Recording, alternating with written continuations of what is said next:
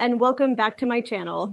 This is Dr. Peru here. Today we will see what would happen if you were to stop using your cell phone before bed for just 14 days. This is going to be very interesting. The majority of the population uses their cell phones before bed, and there are two big reasons why they should not do that. However, if they do use their cell phones, there are several things you can do to minimize the problems with blue light exposure and sleep issues. The first problem with your cell phone and other mobile devices is something called blue light. In the spectrum of visible light, the first band of light is blue light. Blue light powerfully suppresses melatonin, which is the hormone that helps you fall asleep at night. If your melatonin levels are too low, you're going to have a hard time falling asleep, and the quality of your sleep will suffer. This can lead to a whole bunch of problems the next day. Now, you're probably asking yourself, why, out of all the different colors of light, does blue light mess with melatonin? To answer this, our bodies have adapted to the natural day-night cycle, and certain triggers are necessary for this adaptation. One of these triggers is light and darkness. During the day, what color is the sky? It's blue. Blue is the most powerful color that suppresses melatonin because during the day, we need to be alert. When it starts to become nighttime and the sun sets, the reddish sunset colors don't suppress melatonin. This is why you should not be exposed to blue light before bed. But in the LED lighting system in your cell phone and other digital devices, there is a more intense version of this blue light than even what you get when the sun is at its peak at 12 o'clock noon. Just 1.5 minutes of exposure to this blue light before bed can start to reduce your melatonin, especially since it's more intense and much closer to your eyes. With a TV screen, while it does emit blue light, it's further away, so it's not as intense. However, there is also blue light therapy that helps people with seasonal affective disorder during the winter months. Now, the first thing that comes to mind might be, why not just use blue light blockers and wear them before bed so I can keep using my cell phone or mobile device? Well, there's some fascinating information about blue light blockers, and I'm going to give you a little demonstration right now. Sunglasses do not filter out blue light. The problem with sunglasses is that they lower all of the spectral light to a certain degree equally, but they don't specifically filter out blue light. I will say that some of these sunglasses help with UV protection, so they at least do something. In other words, if you want to sleep well at night, you should wear some type of blue light blocking device that actually works, so you don't suppress melatonin. Blue light also increases cortisol to a certain degree and can even damage the eye if you have too much exposure to that spectrum, especially if you're sitting in front of a computer all day long and then watching your cell phone at night. Now, let's talk about the next problem with cell phones, which is something called EMF, electromagnetic fields. EMF is an invisible radiation that affects our whole body.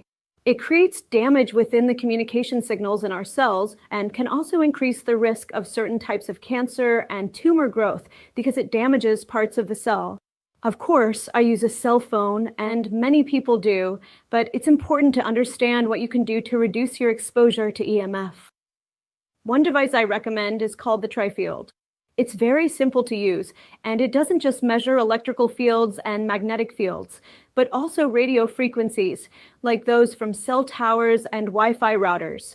It's very accurate and easy to use, and I've been using it for several years.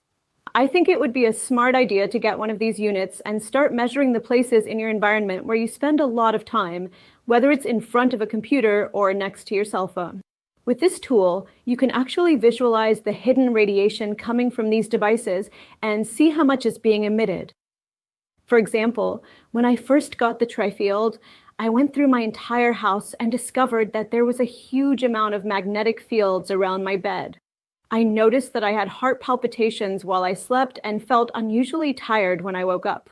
That's because I was being exposed to this massive magnetic field, which negatively affected the quality of my sleep.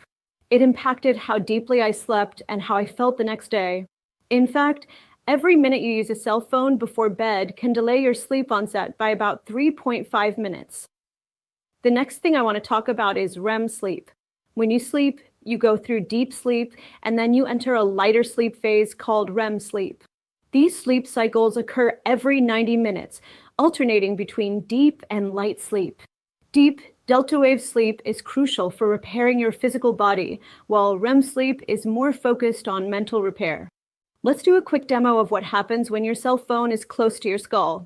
What we want to do is keep your cell phone as far away from your head as possible, ideally using speakerphone, so you won't affect your melatonin levels and can actually sleep like a baby. There are many other factors that affect melatonin production, such as alcohol, caffeine, nicotine, and stress before bed. Temperature also plays a role. If the temperature is too high, like 75 degrees Fahrenheit, your sleep quality will be poor. However, there's a range between 60 degrees Fahrenheit and 69 degrees Fahrenheit that is ideal for better sleep because your core temperature drops by 1 to 2 degrees when you fall asleep. People with insomnia often have a higher core temperature. Now, what's the problem with poor sleep? It's the next day. How you feel, your energy levels, productivity, cognitive function, and focus are all affected. I personally struggled with sleep for 12 to 15 years. At one point, I had restless leg syndrome. Other times, I would wake up at 2 a.m. due to my cortisol being too high. Of course, I didn't really consider my diet at the time, which was actually a major factor behind my sleep issues. I didn't even use a cell phone before bed. So, what happens when your sleep is poor? You're going to feel awful the next day. But on top of that, you also have a higher risk of blood sugar problems.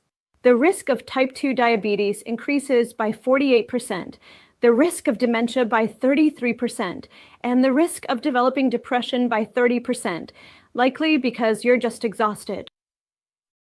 How to reduce the side effects of EMF and blue light exposure. There are some simple things you can do to reduce the effects of blue light and EMF. If you absolutely have to use your cell phone, wear blue light blockers that actually work. When using your phone, use speakerphone and avoid holding it close to your brain. By reducing your exposure to blue light, you'll make a huge difference in your melatonin production. Also, if you're around a campfire, candles, or a fireplace, they give off infrared light, which can also help increase melatonin. There are huge benefits to not using your cell phone before bed. I've given you an introduction to the effects of EMF and blue light, and by making a few simple adjustments, you can significantly improve your sleep and overall health.